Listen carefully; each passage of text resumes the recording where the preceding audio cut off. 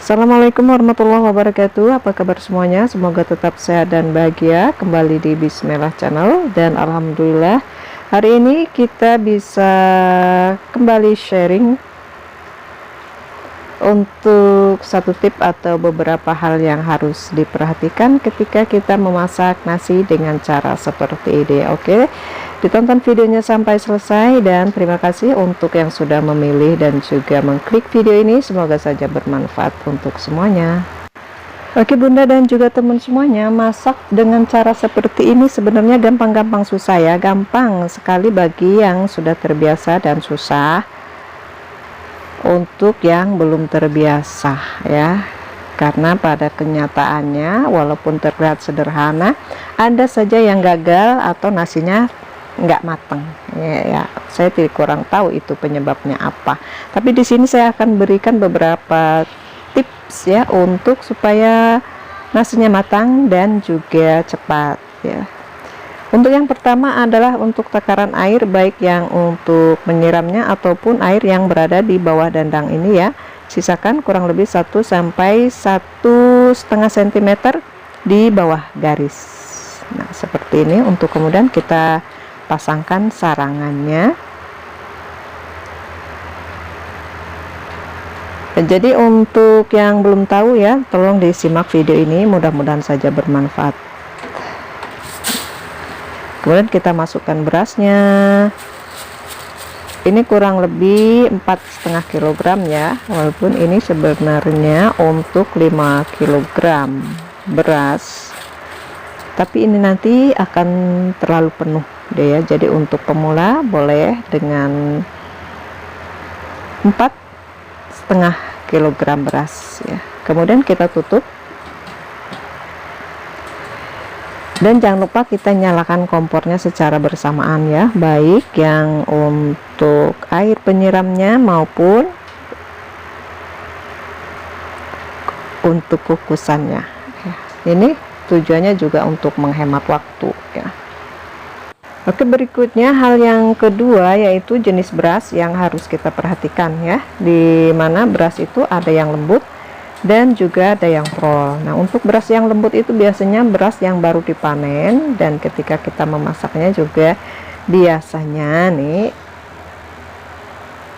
nggak terlalu banyak air ya, atau bisa dikurangi. Sementara sebaliknya untuk yang prol ini akan lebih banyak memerlukan air dari biasanya. Dan ini airnya sudah mendidih ya. Mendidih ini biasanya dari air dimasak sampai mendidih itu waktunya nggak tentu ya, karena bisa ke cuaca ya, angin itu juga bisa mempengaruhi. Jadi dia usahakan apinya stabil ya, tidak ada hembusan angin supaya cepat mendidihnya. Nah kemudian kalau airnya sudah mendidih dan berasnya ini sudah mengeras ya, bisa kita siramkan seperti ini ya. Ini kurang lebih 10 gayung ya untuk beras yang normal ya. Ya kalau beras yang pro ini, yang saya pakai ini agak pro, dia perlu sedikit lebih banyak air ya. Jadi seperti itu. Jadi untuk ukurannya itu sama dengan ketika kita masak di rice cooker airnya ya, air di bagian atas beras itu ya. Kalau biasanya kita ngukurnya itu pakai apa sih, ruas jari ya. Nah seperti itu ya. Tapi kalau untuk beras yang prol ini bisa lebih dari 1 ruas ya. 1 ruas itu lebih sedikit lah ya. Jadi perlu diperhatikan itu juga adalah jenis beras ya. Kalau berasnya lembut, kurangi airnya. Kalau sementara dia prol, lebihkan airnya. Jadi seperti itulah.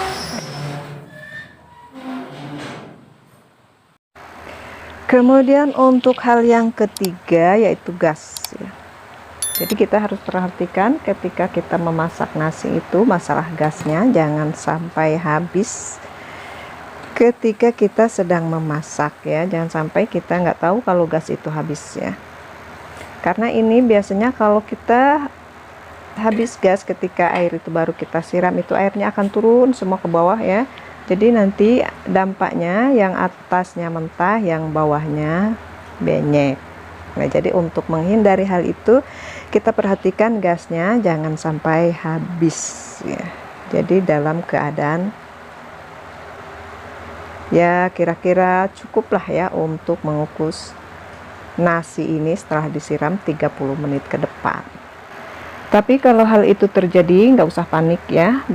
Begitu nasi kita baru atau berasnya baru kita siram dengan air panas, kemudian tiba-tiba kompornya mati karena gasnya habis, solusinya adalah segera ganti gasnya dengan yang baru ya. Jangan sampai terlalu lama air yang dari nasi itu turun semua ke bawah ya. Ya, ini untuk menghindari supaya nasinya tidak mentah di atas tapi benyek di bagian bawah ya. Jadi caranya seperti itu, harus cepat-cepat diganti ya, dan insya Allah nasinya aman dan akan matang tepat waktunya. Dan hal berikutnya yang tak kalah penting adalah waktu ya. Jadi kita pastikan memasak sesuai dengan waktu yang kita perhitungkan. Jadi memasak nasi lebih baik ketika semuanya sudah hampir selesai ya, atau mungkin tinggal sedikit lagi sayur dan juga lauknya itu matang, atau bahkan sudah siap untuk kita kemas, barulah kita memasak nasi ya. Ini adalah tujuannya supaya hemat waktu dan juga gas. Lebih lama memasak tentu akan memakan waktu dan menghabiskan gas juga. Dan jika terlalu lama di atas kompor ya, terlalu lama di atas kompor, tekstur nasinya juga berbeda ya. Sementara kalau kita biarkan dalam keadaan kompor mati, nasi itu sudah matang, kemudian kita matikan kompornya, itu menyebabkan nasinya menggumpal dan tidak rapi ketika kita cetak.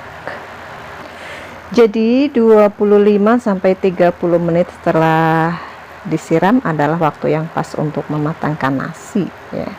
Nah, kalau misalnya kita ragu apakah nasi ini benar-benar matang setelah 30 menit, ya kita bisa cek aja di menit yang ke-25 ya.